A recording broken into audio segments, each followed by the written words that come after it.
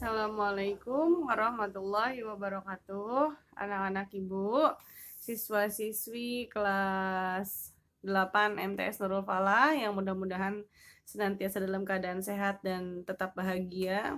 Apapun yang terjadi, tetap bahagia. Ya, anak-anak ibu, siswa-siswi kelas 8, karena ini materi yang ketiga, jadi tidak berpanjang lebar. Kita masuk ke materi 10, pelajaran IPS, bab 2, disiapin bukunya. Dibuka bukunya halaman 56-57 sampai dengan selesai.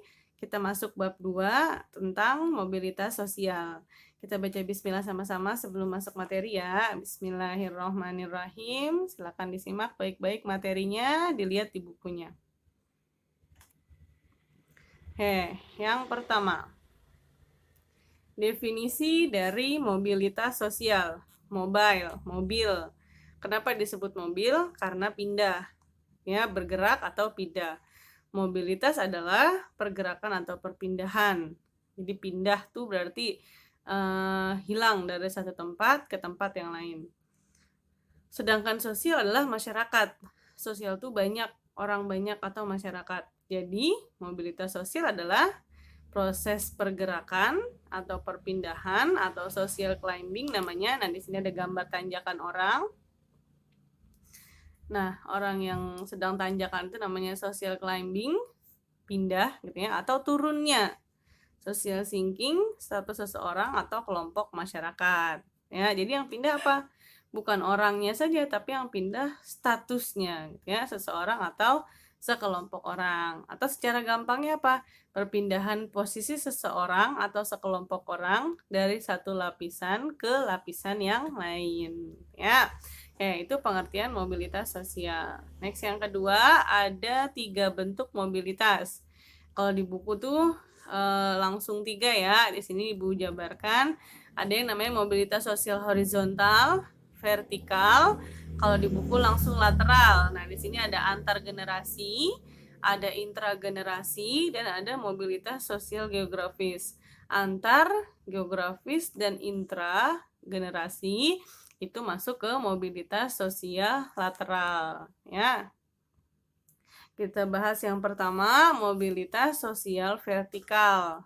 Vertikal tuh kalau garis berarti kan dari atas ke bawah ya, atau dari bawah ke atas. Nah, kalau mobilitas sosial vertikal, perpindahan status sosial seseorang dari satu kedudukan ke kedudukan sosial lainnya yang tidak sederajat atau tidak sama.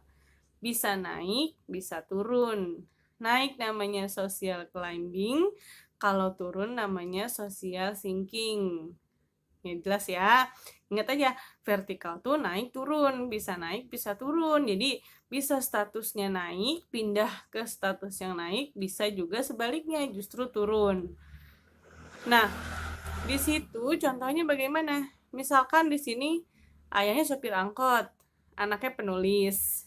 Berarti kan dari vertikal turun ke vertikal naik.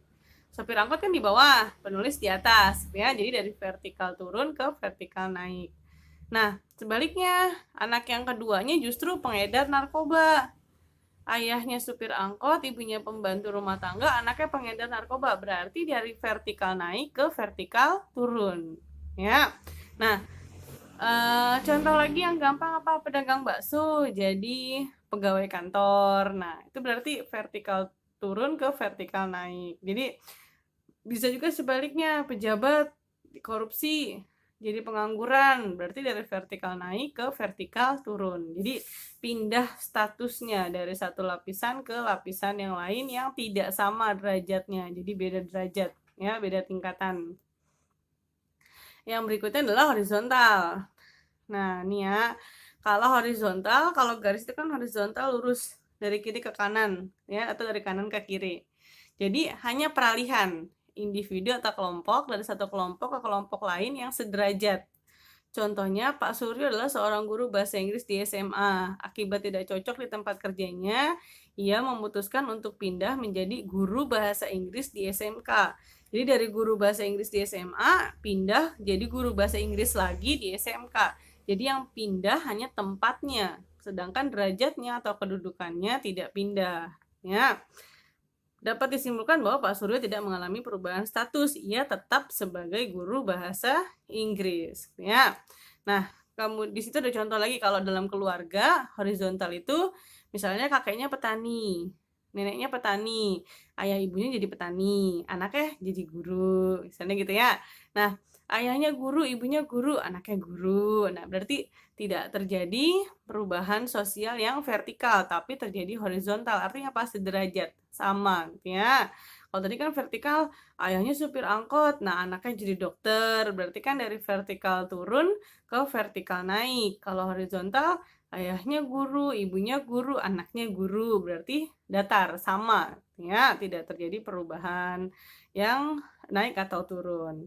Yang ketiga namanya mobilitas lateral, perpindahan individu atau kelompok dari unit wilayah satu ke unit wilayah lain. Nah, kalau ini yang pindah orangnya dari satu wilayah ke wilayah lain. Ada juga yang namanya struktural.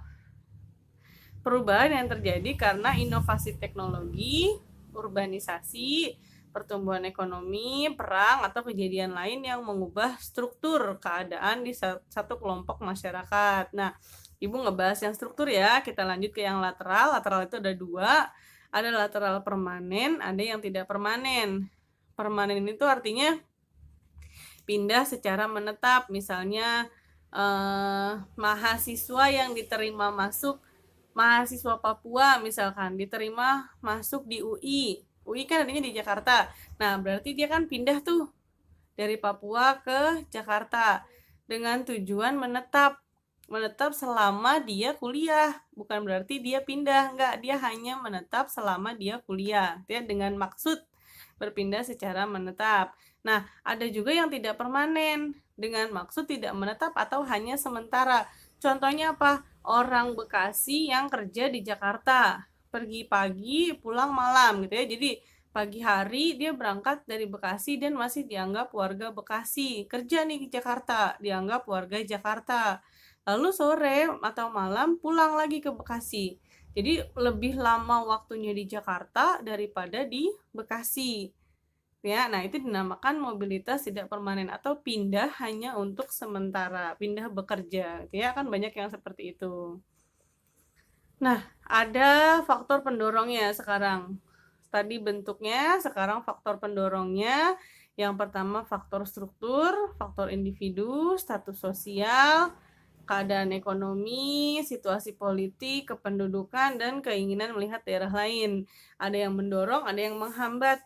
Yang menghambat seseorang berpindah atau terjadi mobilitas itu yang pertama karena kemiskinan, karena diskriminasi, karena perbedaan ras dan agama atau rasialisme, karena perbedaan gender, karena pengaruh sosialisasi atau kedaerahan yang sangat kuat, atau bisa juga karena perbedaan kepentingan. Kayak yang pertama dulu ya, faktor individu. Individu itu dari dalam diri seorang.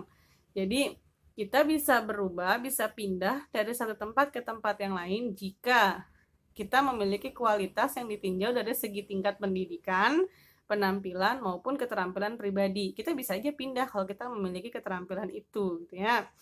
Yang kedua bisa karena struktur, adanya lapisan terbuka, ya, tidak ada sistem kasta, sehingga kita bisa aja saat ini kita hanya pegawai biasa gitu, tapi karena sistem lapisan organisasinya terbuka, kita bisa aja jadi manajer, gitu ya, jika ada peluang atau kesempatan. Yang ketiga, faktor ekonomi, kemudahan ekonomi yang baik. Nah ini, karena keadaan ekonomi baik, maka kita memperoleh pendidikan yang baik. Pendidikan yang baik akan mempengaruhi modal. Nih ya, pendidikannya baik, maka modalnya baik. Modalnya baik, maka kesempatannya baik dan akan mencapai kesuksesan yang baik. Ya. Kemudian yang kelima adalah faktor politik. Politik yang stabil mendorong ekonomi maju dan mobilitas akan meningkat. Negara yang sistem politiknya baik atau daerah yang sistem politiknya baik akan mendorong orang lain untuk pindah ke daerah tersebut. Contohnya misalkan Jakarta. Kenapa orang di desa ingin pergi di Jakarta? Karena di Jakarta sistem ekonominya maju. Ya, sehingga orang lain tertarik untuk datang ke Jakarta. Ya, jadi berhubungan. Kemudian yang selanjutnya adalah kependudukan tadi ya. Bertambah atau berkurangnya jumlah penduduk bisa dilihat dari kuantitas penduduk, kualitas penduduk, dan persebaran penduduknya. Yang keenam, kemudahan dalam akses pendidikan. Jika pendidikan berkualitas, mudah didapat, tentu mudah juga bagi orang yang melakukan mobilitas dengan berbekal ilmu yang diperolehnya. Ini subtemanya ada di buku ya, nanti kamu tinggal nyocokin aja. Dan yang terakhir, karena pekerjaan yang beragam, sehingga mendorong orang untuk melakukan mobilitas sosial atau pergi ke tempat yang lebih banyak menerima pekerjaan. Ya, kayak misalkan pindahnya orang desa ke kota. Kenapa pindah? Karena di desa jumlah pekerjaannya lebih sedikit daripada di kota. Ya. Tadi pendorong, sekarang penghambat. Penghambat berarti hal-hal yang menyebabkan terhambatnya terjadinya perubahan sosial. Nggak jadi mobilnya, nggak jadi pindahnya gitu ya. Kenapa? Pertama adalah karena kemiskinan. Nah ini faktor yang menyebabkan seseorang malas untuk berpindah dari satu keadaan ke keadaan yang lain. Kenapa? Bagi masyarakat miskin, mencapai status sosial tertentu merupakan hal yang sulit. Kenapa? Karena dia memiliki keterbatasan gitu ya. Salah satu penyebab kemiskinan adalah pendidikan yang rendah. Jadi justru hal yang membuat kita tetap tidak memiliki status ekonomi yang tinggi atau tidak disebut kaya. Kenapa? Karena status pendidikan kita masih rendah. Makanya kamu harus benar-benar belajarnya semangat supaya bisa mencapai tingkatan pendidikan yang tinggi.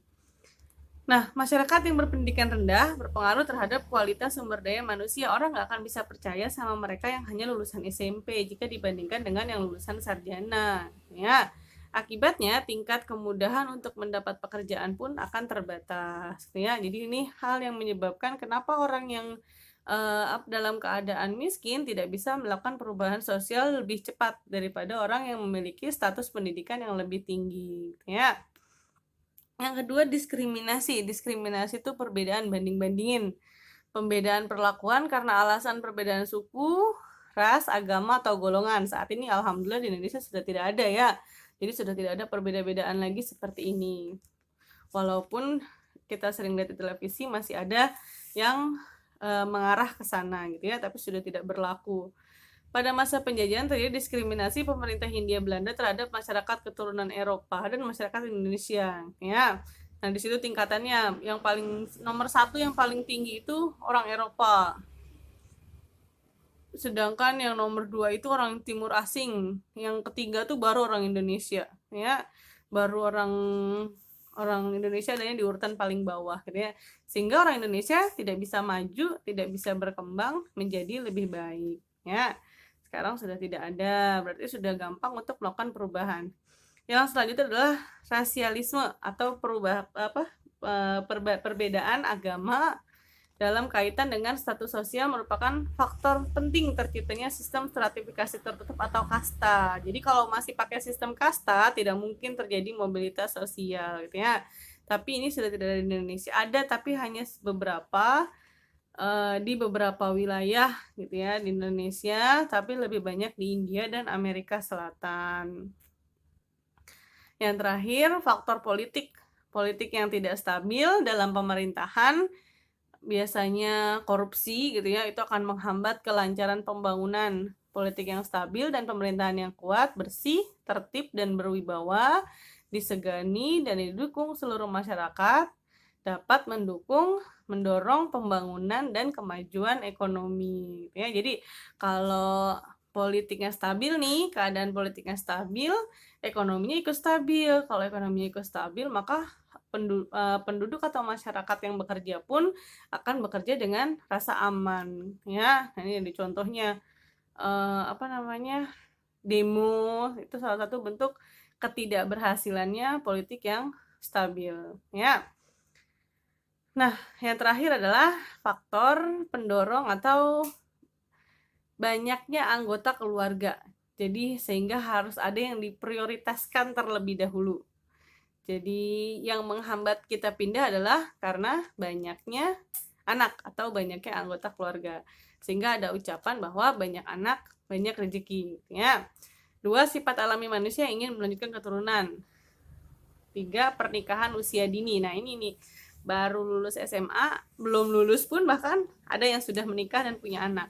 Ya, kayak di gambar ini anaknya masih kecil-kecil tapi sudah punya anak. Nah, itu adalah faktor yang mendorong perpindahan seseorang, yang menghambat perpindahan seseorang, ya. Kenapa bisa disebut seperti itu? Karena begini, misalkan dalam satu keluarga anaknya 5, lima-limanya sekolah, ya, pasti orang tuanya akan mengutamakan yang lebih tua dulu atau yang lebih kecil dulu, dengan harapan yang lebih kecil misalnya, oh biar bisa sekolah, kalau yang besar biar bisa bantuin orang tua. Nah, itu salah satu bentuk yang menghambat yang menghambat mobilitas sosial, ya. Nah, kan kalau yang gede duluan disekolahin berarti yang kecil nggak sekolah, nunggu dulu, ya.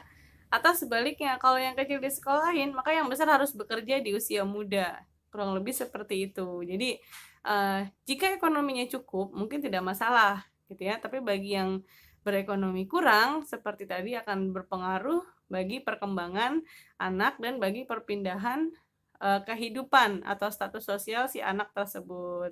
Adanya penilaian yang tinggi terhadap anak sehingga bagi keluarga yang belum memiliki anak akan berupaya bagaimana supaya memiliki anak. Jadi memiliki benar setiap anak itu memiliki rezekinya masing-masing gitu ya, ada rezekinya. Tapi pernikahan di usia yang tepat, kemudian keadaan ekonomi yang sudah tepat akan lebih memperbaiki kehidupan anak-anak atau generasi penerus dari anak bangsa tersebut ya. Jadi bukan berarti nggak boleh punya anak, boleh, harus kita meneruskan keturunan tuh harus, tapi ingat harus dilakukan ketika usia kita sudah cukup dan keadaan ekonomi kita sudah baik ya. Anak-anak ibu, ini yang terakhir, kuisnya harus diisi seperti biasa.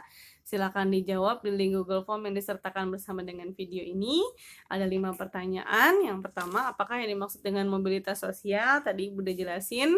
Yang kedua, berikan satu contoh mobilitas sosial vertikal naik. Jadi dikasih contoh kayak tadi, misalkan ayahnya guru, anaknya jadi dokter gitu ya. Yang ketiga, berikan satu contoh mobilitas horizontal. Yang keempat, berikan satu contoh mobilitas sosial lateral permanen, jadi yang permanennya. Yang terakhir, jelaskan mengapa banyak anggota keluarga dapat menghambat mobilitas sosial. Jadi kenapa banyak anak justru menghambat mobilitas sosial, gitu ya. Silakan dituliskan pendapat kamu.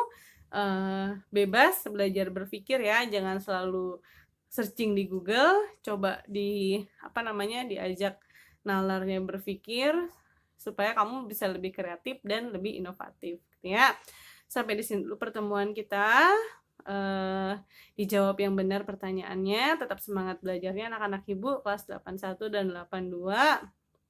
Karena saat ini kamu semua ibu yang mantau, jadi harus benar-benar rajin belajarnya ya, supaya nanti bisa naik kelas dengan nilai yang baik. Kurang lebihnya Ibu mohon maaf, mudah-mudahan materi yang Ibu sampaikan dapat dipahami. Tetap semangat, ingat belajar online dengan belajar di rumah sifatnya sama. Terima kasih, jaga kesehatan. Assalamualaikum warahmatullahi wabarakatuh.